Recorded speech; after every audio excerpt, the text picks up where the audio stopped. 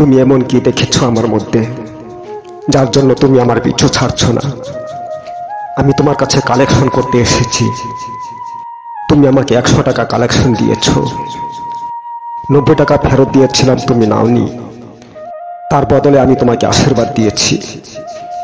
তুমি ভালো থাকবে, সুস্থ থাকবে, আরো বেশি বেশি উপার্জন করবে।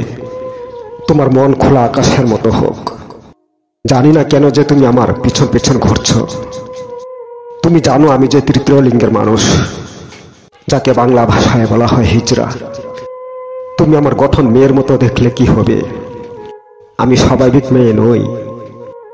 আমার শরীরটা শুধু মেয়ের, কিন্তু আমার মধ্যে মেয়ের কোনো গুণাগুণ নেই। কোনো লাভ হবে না তোমার।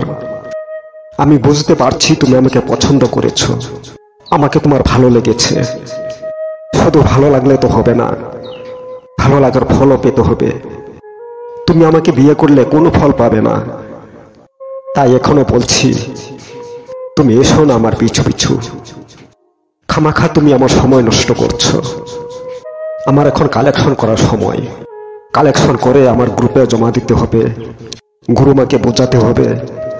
এছাড়া আমার গ্রুপের কেউ দেখে ফেললে কথাটা অন্যরকম হবে।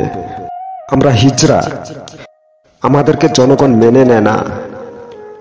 তাই তো আমরা ছোট্টবেলা থেকেই বাপ মা ছাড়া, ঘর বাড়ি ছাড়া। আর আমরাও কোনো মানুষের সাথে সম্পর্ক করি না। তবে ইচ্ছে হয় বাবা মায়ের সাথে থাকতে। এমন ইচ্ছে হয় বাবা মাকে, ভাই বোনকে প্রাণ ভরে দেখি। তবে গ্রামে যে ফিরতে পারবো না, এটাই দুর্ভাগ্য। গ্রামে ফিরতে গেলেই গ্রামবাসীরা দাঁড়াবে, আর নইলে আমাদের বাবা মাকে এক ঘরে করে দেবে। এই দুঃখেই আমরা হিজড়ারা জন্মদাতা বাবা মায়ের দর্শন পাই না, আপন ভাই বোনের দর্শন পাই না। তবে জানি তাদেরও মন কাঁদে, তাদেরও মন কেঁদে উঠে বলে যে আমার সন্তানটা কোথায় আছে, কেমন আছে। জন্মসূত্রে আমাদের এমনই পোড়া কপাল। আমরা হিজড়ারাও দুঃখ করি, ভাবি যদি হিজড়া না হয়ে স্বাভাবিকভাবে জন্মাতাম, তাহলে আমরাও স্বাভাবিক মানুষের মতোই জীবনযাপন করতাম। আমাদেরও বিয়ে হতো, সংসার হতো, সন্তান জন্মাতো। যদি হিজড়া না হয়ে স্বাভাবিক হতাম, তাহলে অবশ্যই তুমি আমার হাত ধরে আমাকে নিয়ে যেতে পারতে, আর আমি ইচ্ছে করে তোমার সাথে চলে যেতাম। ভগবান আমাকে সৃষ্টি করেছে, শরীর দিয়েছে, রূপ দিয়েছে, মেয়ের আকৃতি দিয়েছে, কিন্তু মেয়ের গুণাগুণ দেয়নি। মেয়েদের মতোই চলাফেরা করি, মেয়েদের মতোই কথা বলি, মেয়েদের মতোই কথা বলি, হাসাহাসি করি। তবু কেন জানি মেয়েকুলে জন্ম নিয়েও স্বাভাবিক মেয়ে হতে পারলাম না। আমার সবই আছে, একটা স্বাভাবিক মেয়ের যা আছে আমারও তাই আছে। শুধু একটা কারণে আমি মেয়ের জীবন থেকে বঞ্চিত হলাম, সেটা হলো কামনা বাসনা। আর এই কারণে আমি আজ হিজড়া হয়ে গেলাম।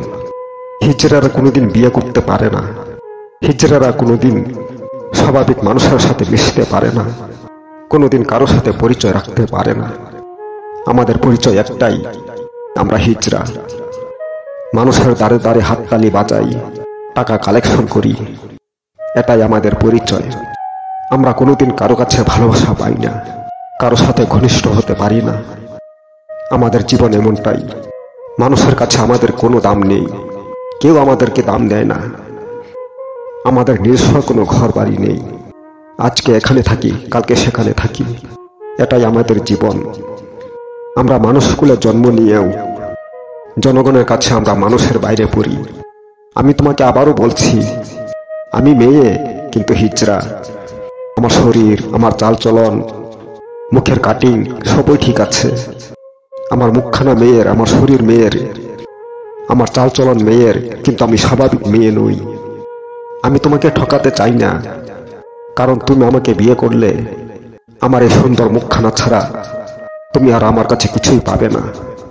বিয়েটা হলো মনের তৃপ্তির জন্য, শরীরের সুখের জন্য। আমাকে বিয়ে করে যদি তুমি মনের তৃপ্তি না পাও, শরীরের সুখ না পাও, তাহলে তুমি আমাকে বিয়ে করেই কি করবে? বিয়ে শুধু সংসার নয়, শুধু একটা ফ্যামিলি নয়। বিয়ের প্রথম কাজ হলো স্বামী স্ত্রীর সুখ দেওয়া। স্বামী স্ত্রীকে দিয়ে সুখ পাবে, স্ত্রী স্বামীকে দিয়ে সুখ পাবে। এটাই হলো বিয়ের মূল কাজ। তারপর সন্তান, তারপর সংসার। স্বামী স্ত্রীর যদি বিয়ের প্রথম কাজটাই না হয়, তাহলে সন্তান আসবে কিভাবে, আর সংসার হবে কিভাবে?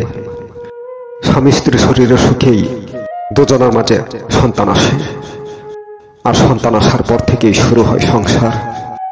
তাই বলছি, আমাকে মন না দিয়ে একটা স্বাভাবিক সুন্দরী মেয়েকে বিয়ে করো, তাতে সবকিছু পাবে।